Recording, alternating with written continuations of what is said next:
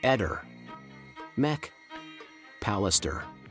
Incidente in tangenziale per il pullman della Juventus, che trasportava calciatori e staff verso lo stadio Dacia Arena di Udine per la gara d'esordio nel campionato di Serie A 2023-2024.